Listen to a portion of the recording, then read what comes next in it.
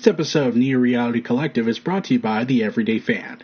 Check out their content and a passionate group of content creators getting together to create content for the growing community of pop culture, fan base, fandoms, and especially sports such as football, basketball, baseball, professional wrestling, and MMA fantasy sport. Control your content and share your story around the world today. The Neo Reality Entertainment brand expands with a relaunch of the Neo Reality Collective Pop Culture News Talk. Your host, Eric Brown, gives his insights and thoughts in the ever-expanding news world of comic books, professional wrestling, gaming, TV, and movies. Be sure to donate to the brand and keep up to date with additional content on YouTube channels such as Neo Reality Entertainment, NRE The Wrestleverse, and NRE Pop Culture Omniversa.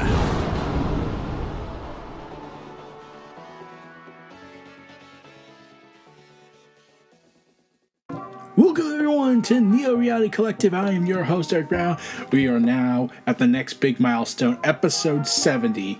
Oh boy, it has been a crazy ride, haven't we? And with the amount of episodes I have to go ahead and start producing in order to catch up on a multitude of stuff, and especially as the days go by, it is intense.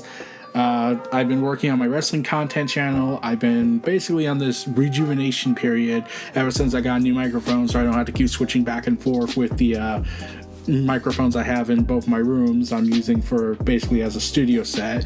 This is a more intimate setting for me when it comes to doing the Neo Reality Collective Pop Culture News Talk and the NRE Wrestleverse podcast. But yeah, with the mic I have been able to get more rejuvenation. I haven't been having sleeping problems as much. I've been churning out content lately a lot. It's very productive fun. I'm having fun doing this. I can't help but not imagine not doing this. It's just a very fun thing to do, and let's dig right into this because my god, there's a whole bunch of stuff I need to catch up on. One of the big subjects about back in mid-June was the announcement, the Continental, the spin-off 3-part event featuring Mel Gibson. So, yeah, Mel Gibson, you know, the guy who has a history of domestic violence, anti-Semitic comments, would be starring in the 3-episode miniseries, and he plays an important character who is the current ruthless proprietor of the titular Continental. Many fans were mad about this, especially one saying, "It's not that Mel Gibson proves cancel culture is the thing, it's that hiring Mel Gibson shows society actually doesn't care about domestic violence, racism, or anti-Semitism." During the exclusive preview of the Continental, IGN asked executive producer and executive producer director Albert Hughes and Basil, I can't pronounce that last name, I tried, if they had any hesitation in casting him given his many controversies. Basil said no. Later he clarified that he wasn't trying to dismiss the question, there just simply wasn't a consideration about it. I don't think anybody could have fit better, let's put it that way. Saying, no, I think he fit the role. Hughes also answered it saying, I think he fit the role, he fit what we need based on this film's past, and I'll leave the others for debate to the other stuff because it's not about black and white issues, and I don't want to soundbite it or clickbaity. That's a tricky game to get into. I have my own personal beliefs in life and whatnot about everything, but I'm here to entertain. And earlier in my career, I wasn't so careful, but there's a weight that he brought, the stuff that he brought from his past roles, and what he has done that we needed for this role. I don't think anybody could have fit better, let's put it that way, just with his chops and his experience. So, yeah. Considering his past, in fact, even though Mel Gibson has been known to do horrible things, he also, and after 2006, and yeah, he called it an unfortunate incident when asked about it in a 2016 interview with Variety, and in 2011 he pleaded no contest to a misdemeanor charge of battery. Even still, Gibson had found work in Hollywood, like the 2016 critically acclaimed Hacksaw Ridge, damn it, tells you how much Hollywood's power is, unfortunately. But speaking of speaking of the Continental, there was an exclusive interview with the producers and directors of it, and yeah, Basil said this: all we do in the John Wick universe is worry. Basil might be exaggerating a little here, but in general he doesn't mince the words when talking about the pressure behind the Continental. Peacock's upcoming John prequel miniseries. Basil has been with John Wick since the first movie in 2013, producing all 4 films. The upcoming spin-off, Ballerina and the Continental, and he acknowledges that it's very intimidating to embark on the first John Wick spin-off that doesn't have the famous Keanu Reeves character at its center. There's no other word for it, but I have to say, from movie to movie, we've been intimidated because we were the accidental franchise. The first movie no one thought would ever have the impact it had, let alone start a franchise. We've always felt like we were underdogs and that we were in a street fight, and that intimidation is nothing new for us. So, to go with this new John Wick thing, which is a 3-episode, 90-minute miniseries event heading into 1970s New York to essentially provide an origin story for Winston Scott, who is played by Ian McShane in the films, and how he came to be the proprietor of his branch in the titular assassin safe haven. And yeah, this has been, and they focus on new take on Winston, with Colin Woods taking on the role of the younger version of him, and Colin Woodwell tells IGN that Winston is a completely different person, a completely different version of himself in the Continental than he is in the films.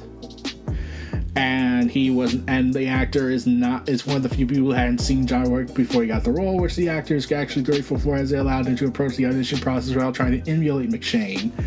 Woodwell did end up binging all the movies after he found out he got the part, and latched onto Winston's constantly unfazed attitude. The first year you meet Winston in 2014's John Wick, have a drink and relax, that whole thing is just a sense of ease in this world. He's so comfortable in a universe that's just dark, mysterious, and very threatening, and Winston just has the air to him where he doesn't really care. You also see it in John Wick 3, where John and Sharon are battling at the high table soldiers, and he's just sitting in his well sipping whiskey with the pit bull. It's just like, oh, this guy doesn't really give a shit. So he's trying to match that is very intimidating, he said, but I also think it was a great template for me to be like, okay, this guy's incredibly smart, he's creative with his choices, but he's also the brains over bronze kind of guy. In a world of violence, he's going to try to outcalculate someone. So he goes on to talk about the character, portraying him in the New York setting of the Continental, and how it redefines the history in the John Wick series. And in fact, Adam Hughes teased that episode 3, which of the 3-part event has 57 minutes of action. Woodell says he and his castmates were constantly training. Taking place within a hyper-styled 1970s, Hughes notes, which are some of the vibes that he absolutely wanted to take advantage of. He points to Easter eggs and episodes that call back to major pop culture at the time, like The Warriors, and referencing all that. And the exact taxi from Taxi Driver, and then there's the commercials that we love, and of course the biggest thing was the music. And they talk about the future of the Continental, but they wanted to continue. But even though Peacock still needs to see how the Continental will do well, it's clear that Lionsgate is eager to expand the John Wick universe. Going back to the anxiety that Basil mentioned earlier, he stresses that we don't want to screw this up. Hughes admits that he's thought about what another season of the Continental could look like. In fact, he mentions the showrunner, Kirk Ward, got him excited about the idea that will explore the establishment in the early 80s. Well, considering that, as far as I'm aware, the first start of the movie starts in 2014, you have several decades to work around this. I would love to see how the 90s, and especially The Day in 2001, would have explored the Continental around what was going on at that time. They also want to see what's like in the 80s, and he also hints that we've never seen a young John Wick before, and says he'd like to see more about who Winston becomes in between his version of the character and McShane, the one we know in the films. But seeing a young John Wick would be interesting. I don't know how they could do it, but they'll probably find somebody. So, Fleabag creator Indiana Jones Dial of Destiny actor Phoebe Waller-Bridge confirmed in an interview with IGN that she is indeed working on a Tomb Raider streaming series for the Amazon Prime Video platform. previously reported that she will script and executive produce the series based on the long-running video game franchise. So, she also scripted No Time to Die and is starring in the Indiana Jones movie. She was also the showrunner on the first season of the thriller series Killing Eve. And saying this, there's so much I can incorporate. I mean, the character of Lara Croft was inspired by Indiana Jones and James Bond. So there's so much, and it just felt like the perfect final step of my own personal adventure through this kind of franchise world. And, yeah. I like the idea of the Tomb Raider having a franchise. They did try to make movies. It did not work out. But it's always that same issue when it comes to gaming and live action TV media. They have the money to replicate, to make the effects look freaking awesome now. The technology's there now. Like, look at The Mandalorian alone. But when you're trying to incorporate, but like when people play the video games, like they love the story, they love the characters, but that's the benefit of gaming. You're physically taking part. You're playing the character. You're playing this and identifying them. If they had made this strictly a series, that would be a different animal entirely. But this has the pressure of trying to somehow basically catch up with the games and try to have that same impact. It's just something that bugs me how Hollywood still has this struggle with it. It's just frustrating in my eyes. It's just one of those days. One of those days. Also, amid parent company restructure, Dead Island 2 expansions were revealed back on June 13th, and 2 expansions detailed, each of which come with a brand new set of missions, weapons, and skills, as well as new areas to explore.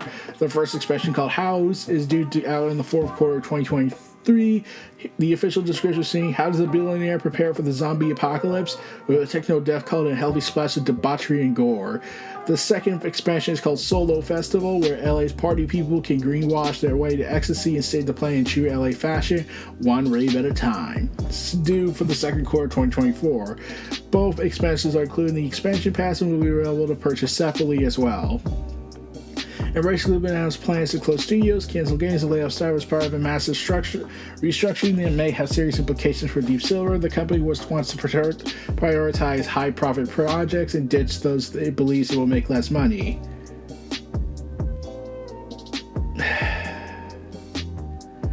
God damn it. So I do think Volition is screwed, especially... I think the people who I think Deep Silver is also kind of screwed, because if you think about it, Saints Row came out last year and that failed miserably. And I saw reviews and I was like, oh, for fuck's sake. Like, how did they screw Saints Row up? Like, I get the idea of the reboot. I totally get it. But the characters, from what I've seen from the videos, weren't exciting, weren't me to engage in. Heck, the silent protagonist in Saint Row 1 had more character, and he at least spoke once, much to every character acknowledging, ZOMG, did he just talk? He or she. But yeah. It's just a long way back for people. Meanwhile, Phasmophobia is coming to consoles in August. Yay! During the extended showcase, because of course Xbox had to have an extended showcase afterwards, Phasmophobia will be getting a console early access launch on the Xbox, PlayStation, and PlayStation 2 VR 2 in August of this year, which a reveal trailer confirmed a whole host of features, including optional crossplay, free content updates, seasonal events, and trophies. It also listed unique ghost personalities, although it's not clear if they meant unique to consoles or were simply existing feature in Phasmophobia, as other selling points include stuff like the rather ambiguous customization. Ooh. But that's about it for Phasmophobia. I have never been a horror guy. And Hi-Fi Rush is also getting an arcade challenge update coming in July, so that's awesome. And an arcade mode, Power Up, Tower Up.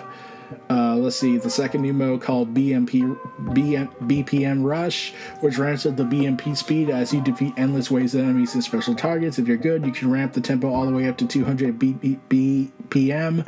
The two modes are bringing 5 new original songs and 2 new enemy types. Yeah, I've heard about how Hi-Fi Rush is very popular, especially being the level of price it was given. Lawyer was half the price of a AAA game. Much to Tribalist's nonsense. Incredulous nonsense. Also, a new DLC is coming out for a 2022 first-person shooter, High on Life, called High on Knife. Well, if we're going with that name, I'm pretty sure Jay White would like it if he was listening to this. I'm pretty sure he would love to hear that. And new post on Xbox Wire, Squatch Games CEO Studio Director Mike Friedley confirmed the DLC is set 2 years after the events of the base game, and that everything is totally cool until Knifey gets a package from home. Don't ask how or why Knifey get his game mail, it's mysterious for a reason.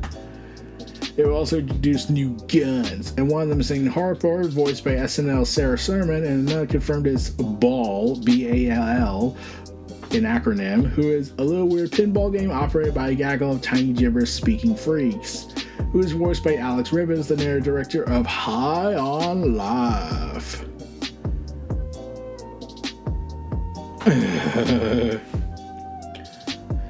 And the fact that that game became Xbox Game Pass's biggest launch of 2022, the biggest third-party Game Pass launch ever, and the biggest single-player launch of Game Pass of all time, that should tell you a lot.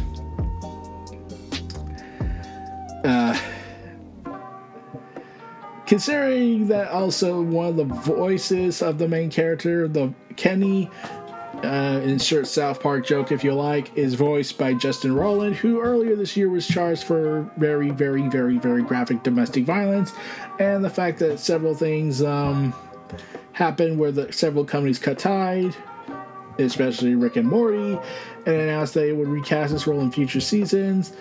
Squatch Games even announced that he resigned from the company on January 16, 2023. In March, the charges brought against her were dropped, so take it for that what you will. But it was given an 8 out of 10 on the High on Life review, and a lot of people did enjoy it. And I don't want to go talk about that because that's just so effed up.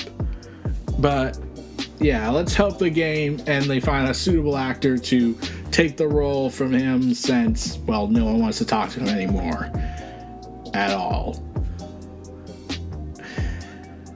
So, Andor, Star Wars Andor. I have not watched it. I have kind of lost interest in Star Wars for a while after Kenobi. I've heard there were some praises for Andor, especially Andor being more grounded-based, political, thriller, action-adventure, spy thriller kind of vibe, and featuring practical effects more than ever, and not be the massive, technologically expensive Mandalorian thing. But I have not watched it. I might watch it one day. Yeah. Well, according to the Hollywood Reporter, Andor had the first season of the 12-episode season had a cost of $250 million for his entire season. That was more expensive than The Mandalorian. And the showrunner insisted it would have been impossible to make without that kind of budget. I'm like, you could probably make it, but you would have to use a ton of CG technology and that studio thing they did. So think about this. This is a 12-episode season, and $250 million. Insane, I know. $250 million divided by 12 is over $20 million, close to $20 to $21 million per episode. So, insane in the membrane. So anyways, we got lucky making this during the gold rush a few years ago. A lot of people now have cold feet, and you can't do this show inexpensively. I'm just so relieved at the reaction, because we were making this huge obscure thing and we knew it was crazy. Like, is this too much? Have we gone too far? There were no focus groups or test audiences. Now it will be good to if we can stick the landing and go out strong. So please note, The Mandalorian's first season cost around 120 episodes with a budget of $15 million per episode. It also overtakes Halo's $10 million per episode price tag. The Last of Us adaptation had a $10 million per episode price tag. And though it isn't quite as expensive as the reported $465 million production budget of the Prime Video Lord of the Rings series, and whatnot. And Andor Season 2 is currently filming, though it's set for an August 2024 premiere window, though it's unclear due to the riot strike. Disney is remaining relatively tight-lipped about it, though we do notice the final episodes will cover 3 days before Rogue One events. So let's see if they can compress all those histories of Andor in the second season into a suitable package finale. Then I'll probably watch it.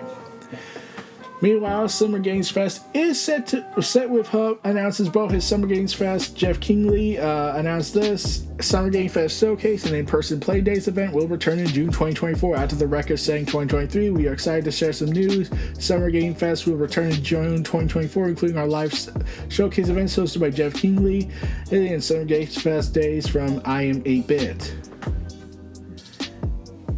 So he created in response to the COVID pandemic, Kingley did, which resulted in the usual same major summer in-person events shutting down and the move to digital showcases instead. And there was a lot of big events like Final Fantasy Rebirth. But yeah, I kept hearing the event was a quote disaster for some. Like, I don't watch these events like I used to when I was a kid. If they did when I was a kid, I probably would have watched it, but I don't. I never watched E3 for a long time. It's just I've kind of gotten older and I just read the stuff on news and articles about it. I don't see how the event's extravagant stuff happens. But yeah. According to Variety, so Star Wars, Marvel, and Avatar films delayed in massive Disney reshuffle. Like the first Star Wars film set for 2025, it's now set for 2026, May 22nd. And it will just be the first Star Wars film to release that year, however, as Disney also did the second one for December 18, 2026. Not showing any signs of slowing down, they announced the third Star Wars film would be released in 2027 on December 17th. Marvel was another victim of the shakeup with the recently renamed Captain America Brave New World was the first to face the delay from May 3rd to August 2024 of next year. The Thunderbolts has been also moved back to December 20th, 2024, Blade February 14th, 2025, and Fantastic Four May 2nd, 2025. Both the Avengers films, The Kang Dynasty and Secret Wars, have been moved from May 2025 and 2026 to May 1st, 2026 for Kang Dynasty, and May 7th, 2027 for the Secret Wars event. And James Cameron's infamously delayed Avatar franchise is retrending all ground too, with Avatar 3 now set to be released on December 19, 2025, and Avatar 4 will be released on December 21st, 2029, and Episode 5 will be released next decade, oh crap, on December 19, 2031. Production delays are cited as one reason for the changes, with paused filming on Blade and Thunderbolts caused by the riot strike having ramifications throughout the rest of the MCU. The riot strike is still ongoing, which has affected a ton of films, including the fellow MCU project Spider-Man 4. The fact that we have to now wait a full decade to end the Avatar series, I don't even know if James Cameron will make it that far, man. Meanwhile, Paul McCarthy recently revealed that he used AI to help him complete what he describes as the finals Beatles record.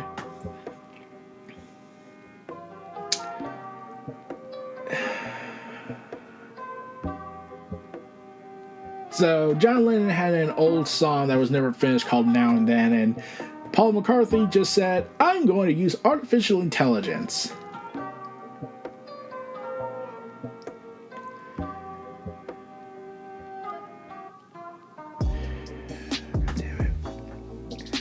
Now, he did also come out and say that he does have apprehension for it, saying, "I'm not on the internet that much, but people will say to me, oh yeah, there's a track where John's singing one of my songs and it's just AI. It's kind of scary but exciting because it's the future. We'll just have to see where that leads." Mostly probably Terminator. Meanwhile, fans are loving the new companion droid, Nyx, for the upcoming Star Wars Outlaws open world game. Of course.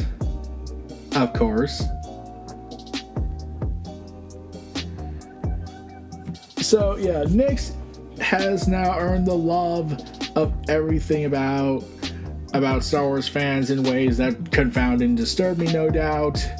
Nyx is the little creature that looks like a bundle of joy. And I'm like, oh god damn it. So yeah, there are Nyx is an exotic creature called a Merqual. I'm pretty sure I butchered that, but they hail from a planet of unknown origin. Oh geez, I wonder why. However, some fans were quick to point out that its resemblance to the noble X-Roll, a type of furrowed aquatic salamander found on Earth, obviously, which has the incredible ability to regrow entire limbs.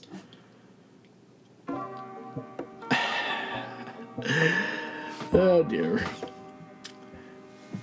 Yeah, so everyone now loves him. Maybe we'll get another Baby Yoda fiasco out of this.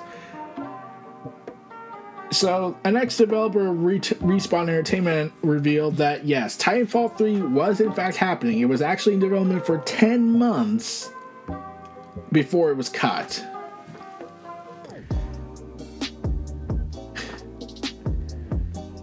So, he came out and told the Mohammed, I can't pronounce that last name, who became the narrative lead designer for on the would-be Titanfall 3 before it was cut, what told the Burnett Network, god damn it, that much work on the sequel had been done, saying Titanfall 2 came out and did what it did, and we were like, okay, we're going to make Titanfall 3, and we worked on Titanfall 3 for about 3 months. In earnest, right? We had new tech for it, we had multiple missions going, we had a first playable, which was on par of just good, if not better than whatever we had before, right? But I'll make it clear, incrementally better, it wasn't revolutionary, and that's the key thing, right? We were feeling pretty decent about it, but not the same feeling as Titanfall 2, where we were making something revolutionary, you know what I mean?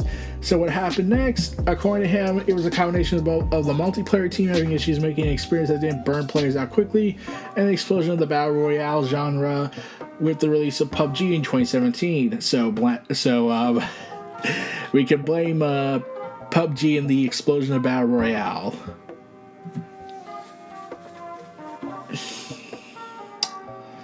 So thanks a lot, PUBG. Your legacy will forever be known as ruining the fun. So, yeah, Xbox Game Studios the head of Xbox Game Studios, Matt Booty. I could say something, but that would be too easy.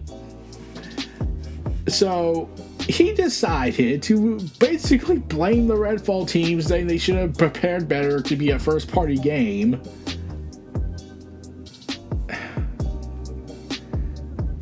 Okay.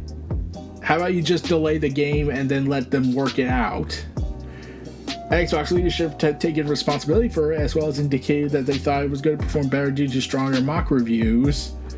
On reflection, though, head of Xbox Game Studios, Matt Booty, adds that part of the reason the team didn't recognize the issues was due to what they claim is tunnel vision and missing the bigger picture.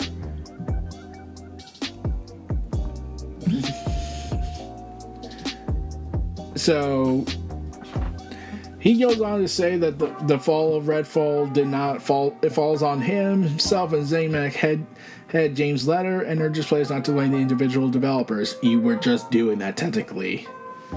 Like, okay, I get you're telling, like, they were working on a PS5 version until they got bought out, but like, shouldn't you have like never announced it and then waited it out?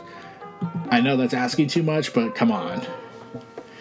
So anyways, after the horrendous failure of Gollum, the precious. So Embracer Group decided to say there needs to be exploiting the Lord of the Rings IP in a very significant fashion, by turning into one of the biggest gaming franchises in the world.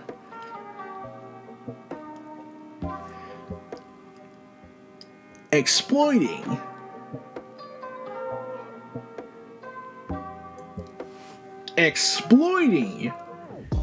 J.R.R. Tolkien's grand masterpiece, his magma opus.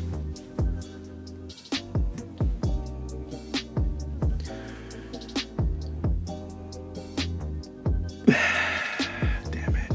You're going to say exploiting instead of pushing Lord of the Rings, or guiding Lord of the Rings. You want to use the word exploit, which is a popular corporate manner. I'm pretty certain Johnny Silverhand could talk to you about that. Fuck corporations. Okay, what else? Fuck corporations. Okay. So anyways, Xbox Game Studios boss Matt Booty has claimed Starfield already has fewer bugs than Skyrim, Fallout 4, or any other Bethesda game, speaking to Giant Bomb. Yeah, the last time someone said there was nothing wrong with that, there was not as much bugs or glitches or issues or they playtested it and there was no issues with it or not as much issues. Let's see, what was it? It was a popular game. It was a popular, hyped up game. They would treat it like it was the second coming. They had destroyed their reputation, and they had spent years trying to build it back up. And Phantom Liberty's coming out. Oh yeah, Cyberpunk 2077. So I'll just wait. So anyways, Diablo 4 earned over $666 million in sales in less than a week following its full June 6th release. And they already said the players have sunk in the equivalent of 30,000 years of playtime into the game while wiping out a staggering 2.73 billion monsters.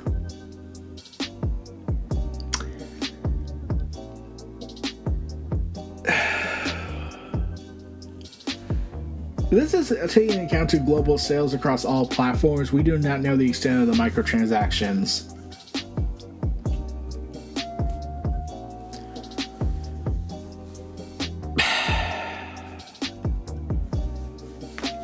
I'm concerned, nonetheless. Also, BioWare announces and then immediately pulls a super bizarre Mass Effect statue. I was trying to check it out, and I was just like, weird. This is weird. Very, very weird. The statue was pitched as a conversation starter that depicts Commander Shepard expelled from a criminally normally hurling through space to her untimely demise.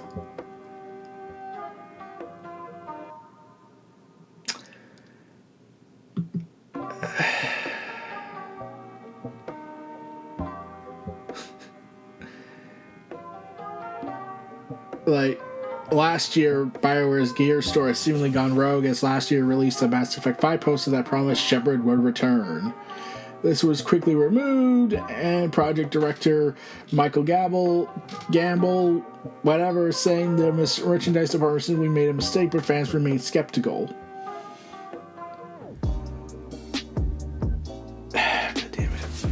So you're just advertising Shepard's death as a pool to go ahead and then pull it because it's weird and a conversation starter. What's the conversation we're supposed to have? I'm generally confused. Like, I do not get what you're trying to say.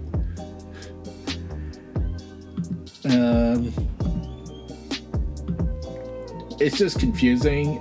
It just is really confusing what you're trying to say from here. But yeah, I'll probably take your word for it, but yeah, let's get back to things.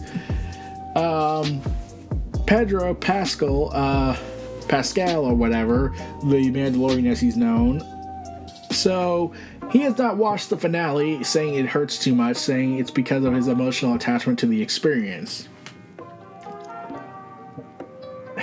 As a guy who's pushing 50 to feel this very important, semi-angry and emotional attachment to an experience that's over, well, it won't be until the second season happens.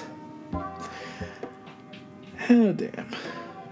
So, yeah, he has so I'm a little worried, but once he does the second season, he'll regret ever doing this. Oh.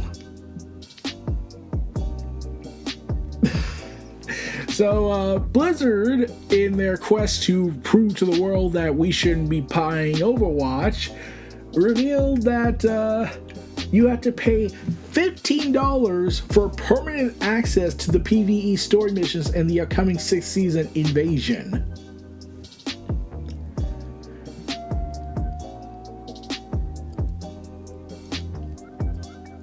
Okay.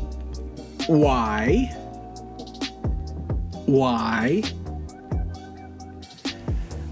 And then Blizzard came and confirmed the idea that players will actually need to buy either of the invasion bundles to even access the missions in the first place.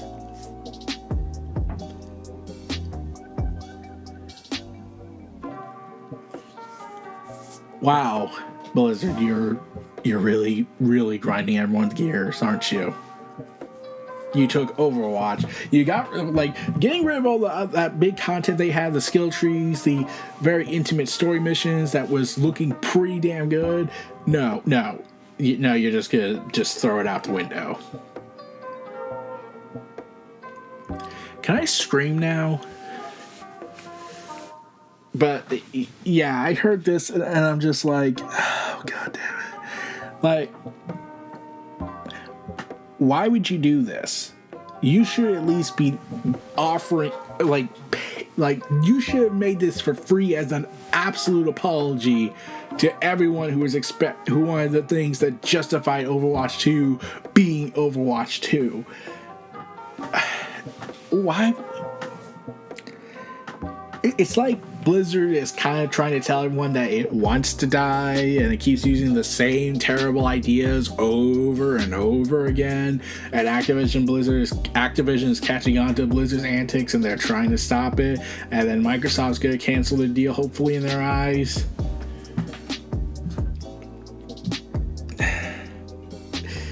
So,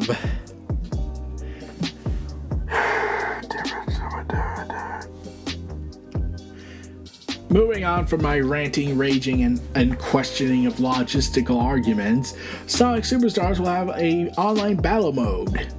Sort of. So they said, so someone on Twitter, SFF1991, said, so I wanted to verify this as being true before I say anything about this, but I checked it's true. It's an official email from Sega, and it was in my inbox. Apparently Sonic Superstars will have some kind of battle mode, and unlike co-op, this is local and online. So, yeah. Releasing on PS5, PS4, Xbox, and PC, and Switch, and Epic Games Store and Steam this coming fall, Sonic Superstars was introduced just 2 weeks before the upcoming release of Sonic Origin Plus, which is the first time we've seen classic Sonic rendered in 3D and Sonic Forces. It has taken the aesthetics of its 2D Sonic game, but Sonic's team creative director, I'm not pronouncing his name, said in an interview with IGN that it was made with 3D graphics to open up new gameplay possibilities. Yay. Dragon's Dogma 2 is 4 times the size of the original. Yay! During the Capcom showcase, because once again, they need to keep making more showcases in this time of the month. Built in the RE engine, players will engage with the action RPG fighting across the sprawling medieval open world that promises a high graphical fidelity.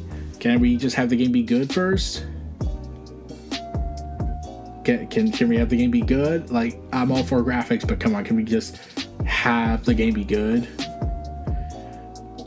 And because they want to keep building up on showcase mode, they announced that Apollo Justice, Ace Attorney Trilogy was announced during the showcase, set for 2024 release date on PC, PS4, Xbox One, Nintendo Switch. I'm curious as to why it's not going on the other platforms, but okay. But, yeah. Apollo Justice is the follow-up to the Ace Attorney, which includes the 4th, 5th, and 6th mainline Ace Attorney games in the Courtroom Battle series.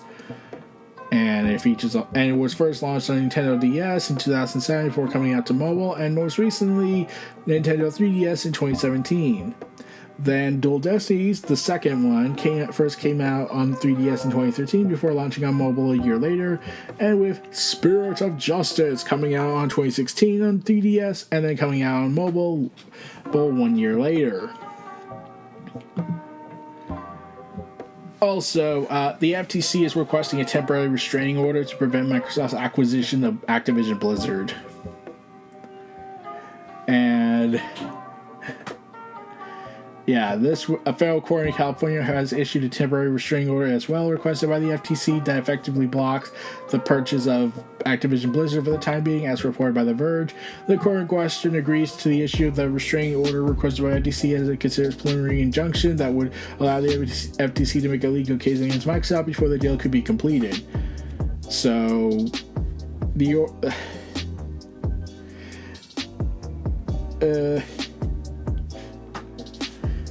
the order means Microsoft and Activision cannot complete the deal until after 11:59 p.m. Pacific Standard Time on the 5th business day after the court rules on the FTC's request for preliminary injunction, or if it's later, a date set by the court.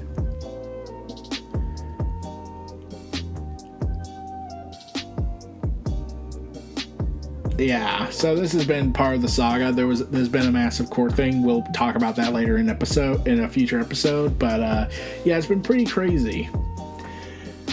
Also, they also been having to manage Xbox Game Studios. Meanwhile, had said that they want to be more disciplined about managing expectations, saying the company wants to be more disciplined about it. And I'm just like, how about you just make good games and not anger people over broken promises? Like, how about we do that? Yeah, no, okay.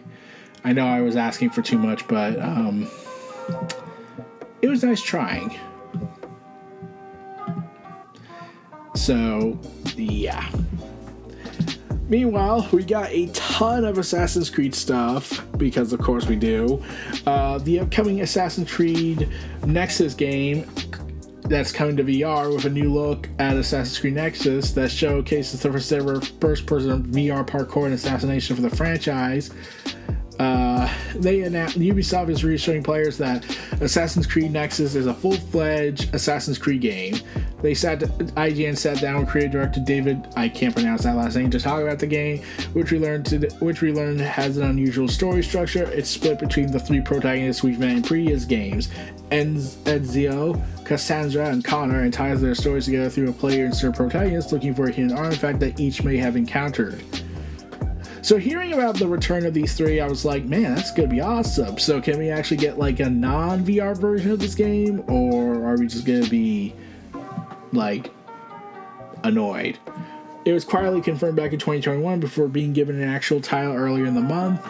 And it's coming exclusively to MetaQuest 2 sometime this year. Yeah. Meanwhile, Assassin's Creed Mirage aims to improve on the representation of the original Assassin's Creed during Ubisoft Forward, because, like I said, this month was the month of showcases. Over the years, the original Assassin's Creed has faced some criticism over certain aspects of certain representation of the Middle Eastern culture and people. For example, the game includes no significant female characters and a voice actor who plays Altair with an American accent, which he later drops in subsequent games. To some, this may seem like fairly small critiques in a series that has largely done historical accuracy better and better with each subsequent entry, but as a result, the Ubisoft 2023 has higher expectations placed upon it than the Ubisoft 2007. Well, considering this was originally supposed to be a Prince of Persia open world game, but then turned into an Assassin's Creed game, and then launched a new franchise, that's saying a lot.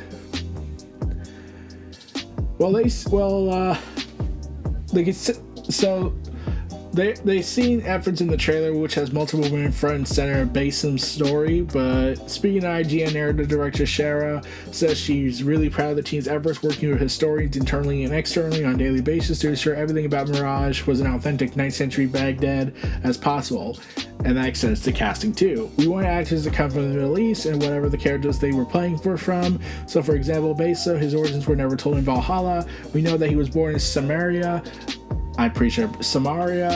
and back in the days, especially in Baghdad, and people would come from everywhere. So you have people coming from the Middle East, but also from other countries, and we have this diversity that we wanted to portray. So again, we had experts from every field, and we're really proud of that aspect, really, because I think we did a great job of portraying this diversity with all the people in it.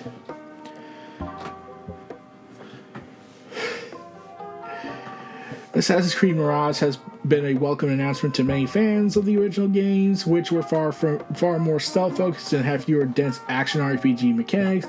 Mirage purports to harken back to the original games, with shorter, more linear story progression in a Middle Eastern setting. I mean, like, it took forever for, it's also similar gameplay where your players are engaged in a black box mission where they spend time gathering intel, listening in on conversations, and otherwise plotting how they'll approach an assassination target. Once they know what they're up against, the players can use stealth and parkour to approach and complete the assassination. Full hand-to-hand combat, while possible, is more of a last resort when other options have failed. So, everyone's excited for that. I don't know if I'm going to get it because my issues with Ubisoft nowadays, but we'll see. It's exciting to see Assassin's Creed try and take a return to form to its past, but let's see how that works out. Meanwhile, Assassin's Creed codenamed Jade enters public testing later near the end of June. More specifically, let's see, they haven't given a date on that, but sandwiched between Nexus and Mirage at today's at Ubisoft Forward event, they got a longer look at the upcoming mobile game Assassin's Creed codenamed Jade, which is preparing to enter a public testing phase ahead of launch. And it's being made with Level Infinite Publishing Division and is a mobile-first Assassin's Creed game that takes place in China and is set during the Qin Dynasty, just after the Warring States period, and between the events of Assassin's Creed Odyssey and Origin. First off, what's shown was the character customization. In a series first, players can fully customize the look and style of their assassin's character, including gender, clothing, and other features. And Cora Jade is said to be making first big progress since it was first revealed almost a year back, and had just wrapped up a technical alpha on iOS. Ubisoft is opening up pre-registrations for a public testing phase before the game releases on iOS and Android at a later date. So, yeah, the Assassin's Creed's kind of in this rebirth period. Let's just go and call it as it is. It's a rebirth period. I do not know what's going to happen in the rebirth period, but it's pretty bonkers. Meanwhile, the upcoming Prince of Persia: The Lost Crown is not a prequel, sequel, or any kind of spin-off of the beloved Sands of Time trilogy. We'll still be seeing some ideas from those games, though, including the iconic time powers that rewound the clock. However, it won't be you who could use the abilities they're reserved for the story's villain.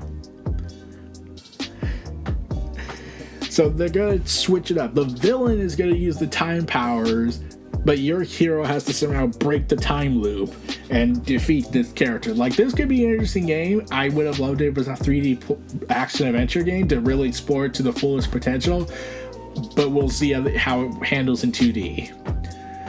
Along with that, they announced an X-defined open beta announced alongside a release window, which was announced as, Ubisoft announced during the Ubisoft Forward event that it will be releasing later this summer. Is also confirmed an open beta 2, which will be available June 21st to June 23rd, which had already happened, so it's over. But in addition to the open beta, Ubisoft talked about the year one roadmap, confirmed there will be 14 multiplayers, 5 factions, 14 maps, 5 factions, 24 maps. In the end of all this, the year one content schedule will include more content and whatnot, and new maps. There's one new map every month, Ubisoft said. So X-Defiant was originally released back in 2021. X-Defiant is a team-based shooter with a variety of classes and factions. Part of their Ubisoft Forward event, including the new gameplay of Avatar Frontiers of Pandora, which we're going to talk about. They first revealed the gameplay, and after the RDA leaves Pandora, an unnamed Navani rediscovers her homeworld and reconnects with her heritage, learning Navi's weapons and survival skills, and honing them for when the RDA inevitably returns to Pandora. The gameplay is reminiscent of the other open-world shooter Far Cry, where players must venture out into Pandora and take down RDA strongholds scattered across the planet. Players are able to use a mix of Navi weapons like bows and staff and RDA weapons like machine guns and rocket launchers. Players will also need to hunt animals to cook meals that will keep Navi going in their fight against the RDA, and commune with a character I can't pronounce their name to gain new abilities and improve their skills. It will also be possible to bond and name an Akin, giving you an aerial mount for traversing Pandora. Skill trees will improve movement, your ability to ride mounts, and more. According to Ubisoft, the long-awaited adaptation will include a single-player and two-player co-op, and is designed for maximum new-gen consoles. Maximize the new-gen. It is considered canon to The Way of Water, and Ubisoft Massive is working with James Cameron's team to fully realize an interactive version of the Western Frontier, but the game will star a brand new character, and it is unclear if it will encounter Jake or Neteria in the game. But we'll have more details as it approaches. Frontiers of Pandora's December 7th release window. So Arcane Austin has released the first big patch for Redfall, and the 60 FPS performance mode is not part of it.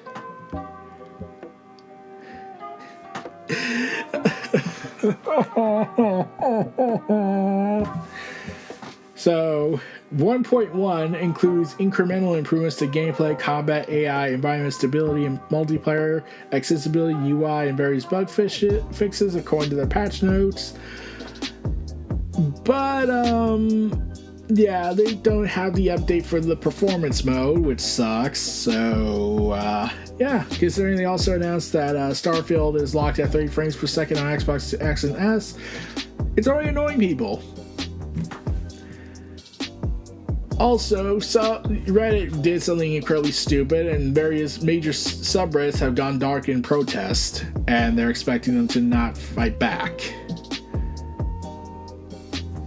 Also, Xbox head Phil Spencer said he doesn't feel it imperative to release a mid-cycle Xbox console upgrade 3 years after the launch of the Xbox Series X and S consoles. In an interview with Bloomberg, he said of a mid-cycle upgrade of games is saying this, talked about this. That's not the feedback we're getting right now. Right now, we're pretty set on the hardware we have. It's not uncommon for console makers to release mid-generation upgrades with the hardware within a few years. The Xbox One S roughly was released 3 years after the Xbox One came out, and a more powerful console, the Xbox One X, was released roughly 4 years after the original Xbox One came out.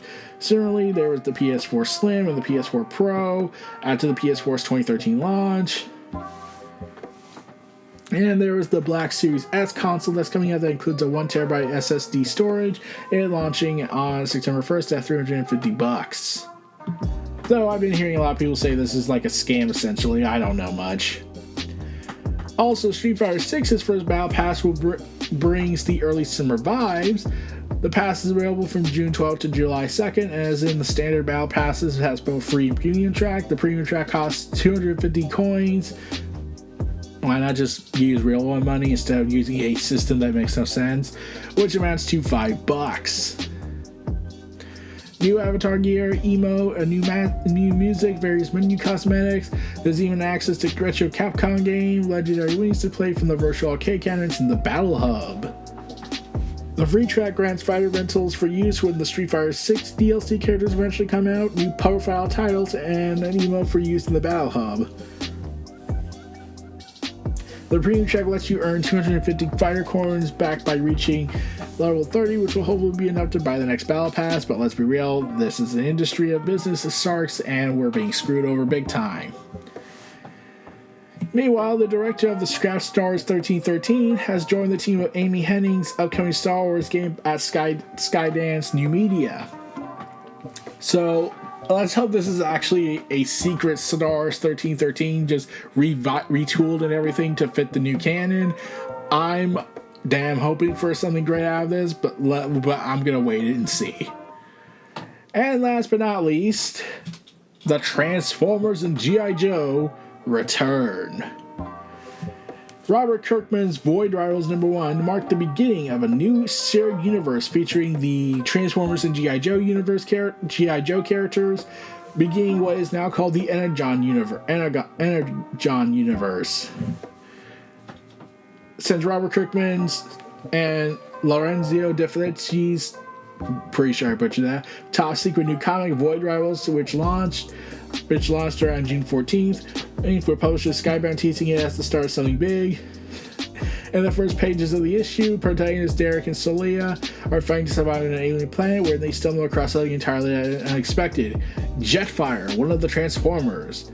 Skybound has confirmed that Void Rivals is the first of several new books to be set in the Energon universe, a shared continuity that will incorporate the Transformers and G.I. Joe titles, which is basically more or less the rebooted shared universe from the days of the IDW shared universe of Hasbro stuff, which sucked that they canceled that. It probably should have stood around, especially since you had more than just G.I. Joe and the Transformers. Like, you had Rom, and you had Jen and the Holograms, and freaking Clue in this massive shared universe. But who knows? Maybe the films will do the job for us.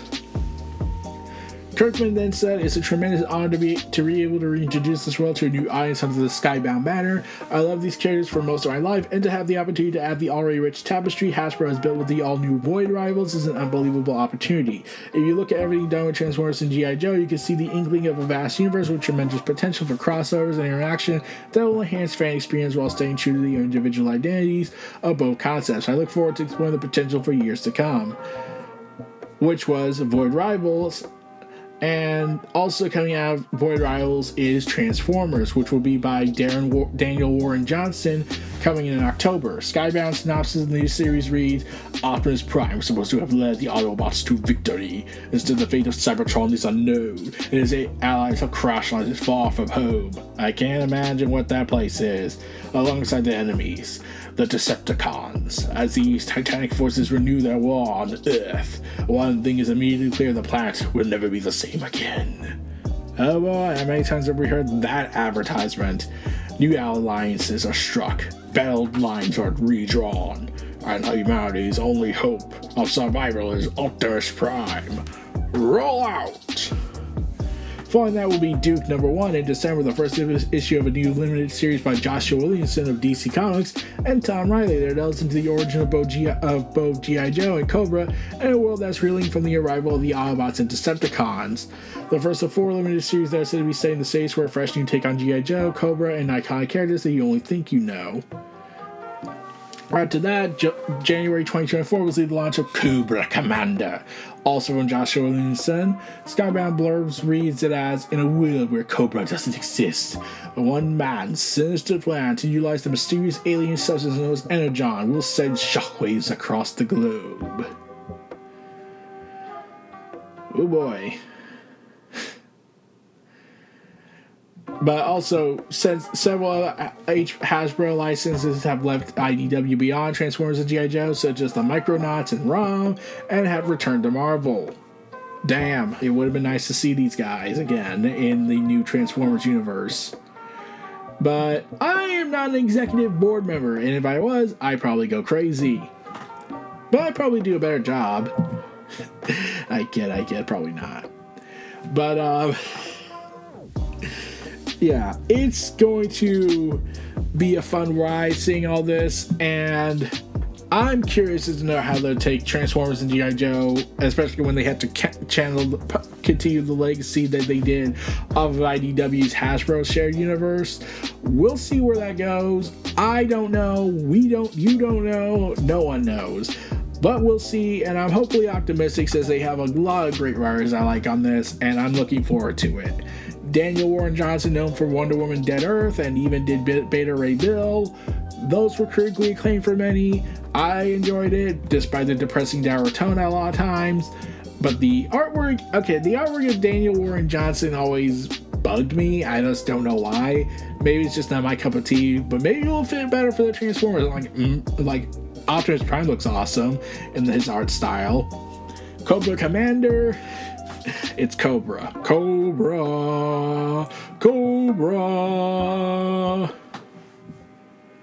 So, yeah.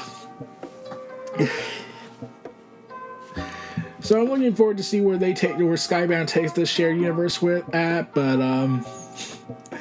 we'll have to see. I'm optimistic. Hopefully, with this talented group of writers and artists, we'll see.